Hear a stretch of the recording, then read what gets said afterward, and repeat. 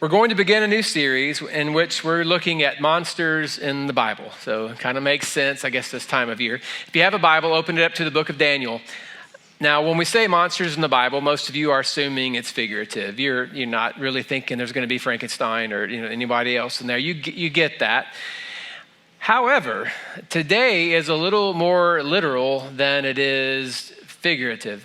The monster that we're going to see today literally has this image that we're given of this walking on all fours creature covered in hair with long, sharp fingernails and toenails, who was either sweaty or covered with the dew of the ground all the time, lived on the outskirts of the city, ate grass and weeds and flowers, and just existed and creeped everybody out. Like that was that monster.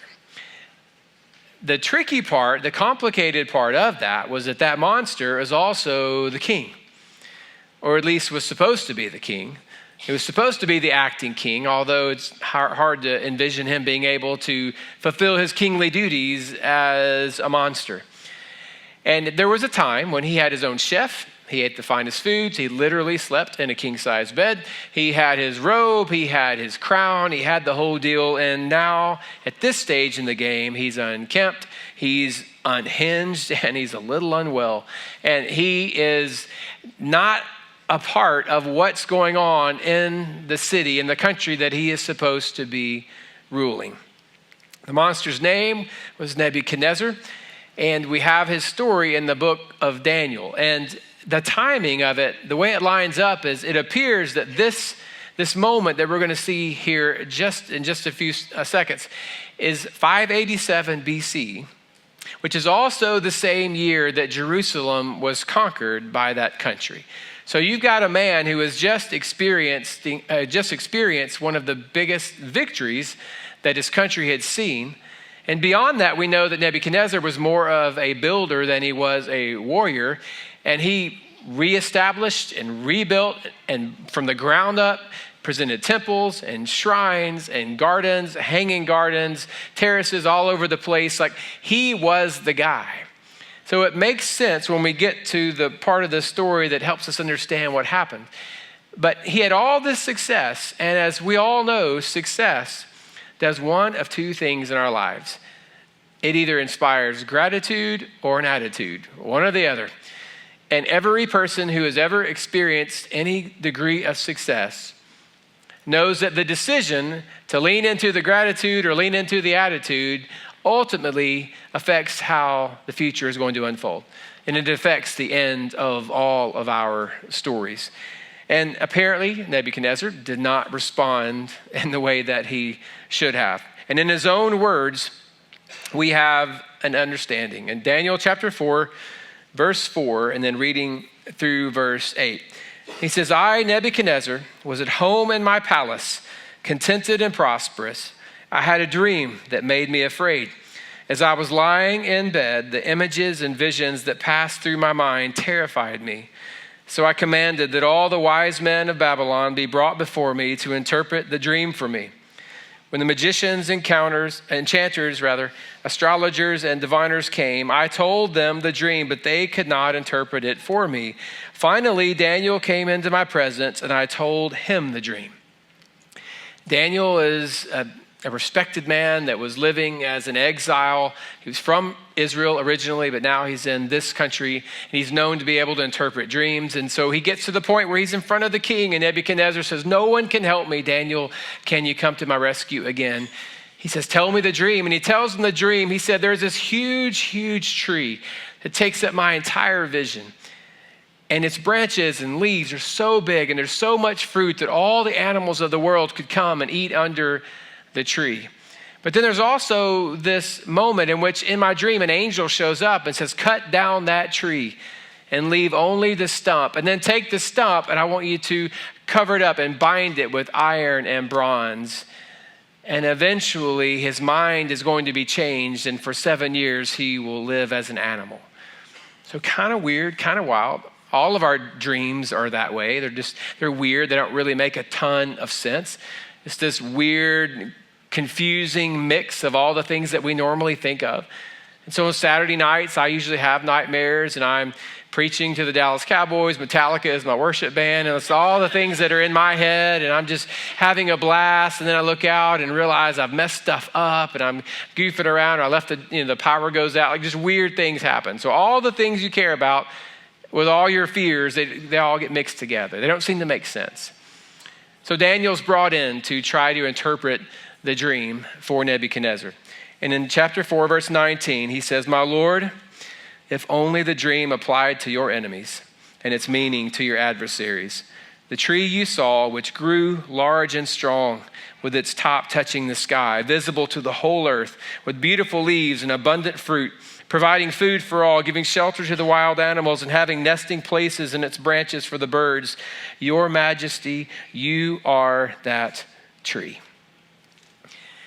So Daniel says, okay, I don't know how to tell you this, but in your dream, the tree that's big and does all the stuff and covers the world, that gets chopped down, then is in shackles and then loses its sanity, that's you. And he goes on and says, "This is the interpretation, your majesty, and this is the decree the Most High has issued against my lord the king.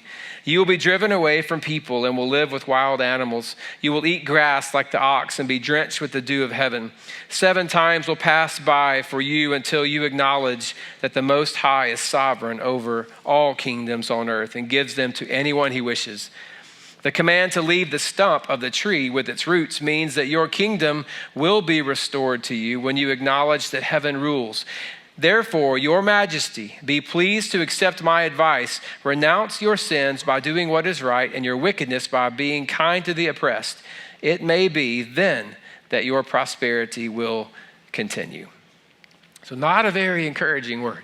So now the king has to spend the rest of his time here waiting on that shoe to drop, waiting for this doom to happen, this doom, this cloud that's just hanging over him. This impending doom is in his life, and he has to somehow find a way to lead, to manage, to rule, knowing that the one man that appears to be wiser than any of the wise men around him has said, "You are going to go down."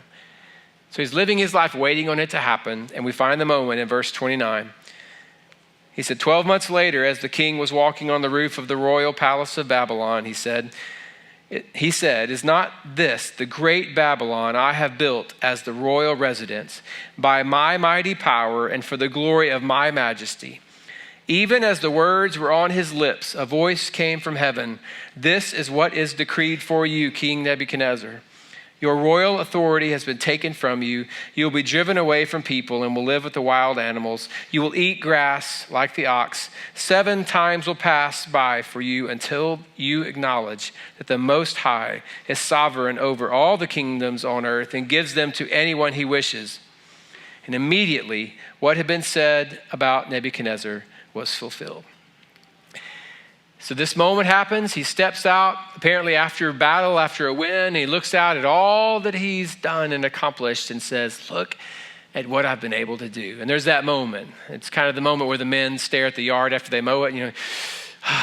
Like, look at what I did. It's that moment, just that sense of satisfaction, that exhale of, wow, what a beautiful masterpiece. And the moment he said that, as he was looking out at Babylon, his sanity began to be removed from him. And at some point in time, he was away from the palace and into the fields and living this way for it appears to be 7 years. So he's a monster, not because of evil intentions. He's a monster because of prideful ignorance. You could say, well, he wasn't a follower of God at this point. It doesn't appear to be. He even said, be kind to the people. Now, he wasn't a perfect man. He wasn't even a man of faith, but he wasn't trying to wreck and rule. He was simply trying to enjoy what he thought he had done. And this prideful ignorance put him to a point where he eventually lost all of it. And there are a couple of principles, I think, that made him ignorant in this moment, and principles that, if we're not careful, are going to do the same for us. I'm not saying you're going to turn into a monster, but there may be some monster tendencies in us when we get to this point. A couple of things that I've thought through this week. One, we accomplish only what God allows us to accomplish. Anything that we do, we can call it an accomplishment, an award, whatever, a raise. We can use whatever term we want, but whatever we accomplish has first passed through the fingers of God's sovereignty, his hand, his providence. He's allowed it to happen. Everything that we've done. We can go back to the story of Joshua that we just completed, and all the things they did in the promised land would not have happened had God not parted the waters and the Jordan River to get them there. They're never there unless God does that work in the beginning. And there are so many things that I'm thankful I was a part of, and I can even take a little bit of credit for it if I pressed. But in the end, none of it would be experienced had God not allowed it to happen, whether that's a relationship, whether that's money, whether that's opportunity, invitation, whatever it may be. Also, our ability to affect what happens is a gift. God has given us the freedom to make choices that affect what happens around us. It is easy for us, every time something is confusing, to say, well, it happened for a reason. Everything that happens is supposed to happen. I'm not arguing with you. I'm just telling you the Bible argues with you. That's not what God's word says. Over and over, we find people calling out to God, and God says, because you've done this, I'm changing this. Because you've done this, I will do this. A couple of weeks ago, we saw God look at Joshua and say, I will stop the sun and moon for you right now. Like, that wasn't always just going to happen. I'm just going to stop it on this random day. He responded to the prayer of one man. That's exactly what we read. So our ability to affect things is a gift that God has given us. And then third, our ability to affect what happens is a test of trust. Ultimately, how we use that freedom, how we use that gift that God's given us is a test. And if we are faithful with the freedoms that God has given us, we can expect more. If not, then there's going to be a struggle. Now, if you're struggling with the whole, was it supposed to happen? Everything's supposed to happen for a reason, or everything that happens was always going to happen. Think about it this way. When you're a kid and you go to a zoo, or whether you go to an amusement park, whatever it is, there are those cars that they want to promote underage driving. And so you get to sit in a car with a pedal, and that's it, and a steering wheel, and you get to drive. And your parent or guardian is next to you, and you're just driving the mess out of that car. They're like, look at me, go. And there is a rail between the tires. And some of you remember this. You just go, bam, and bam, and bam, and bam. You're just tearing it up. And you get to the end, you look up at your parent or guardian and say, I drove that car, didn't I? You're like, yeah, you did. Like, you know there was no driving at all happening there. The journey could have been a lot smoother, for sure. And you only had limited ability, but you had some ability along the way. And God is going to finish his story. And God is going to get it to the end. He who began a good work in you will be faithful to complete it. That's truth. But along the way, God gives us the freedom to do things his way and have a smooth ride, or do what most of you are doing and bam and bam and bam. Like, that's kind of the way you're living your life. Going, check my freedom out. And God's going, yeah, okay, look at you. Look at you with all your freedom. I'm going to tell you where you're going to end up, right there, right where I told you you're going to end up. So there's freedom. God allows us that gift, but there is also complete control. And if God allows it to happen, that's the only way that it's going to happen. And Nebuchadnezzar ultimately had his sanity restored. He immediately began to worship. And in verse 37, we have the last verse, the last words here. He says, now I, Nebuchadnezzar, praise and exalt and glorify the King of heaven, because everything he does is right, and all his ways are just. And those who walk in pride, he is able to humble. Those are some powerful last words there that we have here. Those that walk in pride, he is able to humble. The last phrase that I want to leave with you is this. When the gift comes between the giver and me, God will take back the gift or take away his favor. When the gift that the giver gave, when the gift comes between the giver in me, God will either take back his gift or he will take away his favor. He's not going to stay and be a part of this. Either he'll take away what it is he blessed you with because we've proven we can't handle it, or he's going to say, enjoy your toy, and that's the last one, and I'm moving on. I'm not going to stay and be a part of this. And it's happened over and over and over. He did that in many ways with Nebuchadnezzar. A little bit different because it's before a relationship with Jesus would have obviously even been possible. He's not a man of faith. But he looked at Nebuchadnezzar and said, that's what you want? Well, then I'm taking all of this away until you figure it out, that I am sovereign and in control of it all. I don't think any of you want to ruin and destroy your life or the life or lives of the people around you. But sometimes that prideful ignorance is one of the most dangerous things because we don't see it. So I want to close with asking you a few questions that help me just put myself in check over and over. One, what gift has God given me that I'm refusing to acknowledge as a gift? Something that I don't even thank him for anymore. I just take it for granted. It's mine. It's my right. I've earned it. I've worked for it. I bought it. I saved up for it. I worked hard, whatever the thing may be.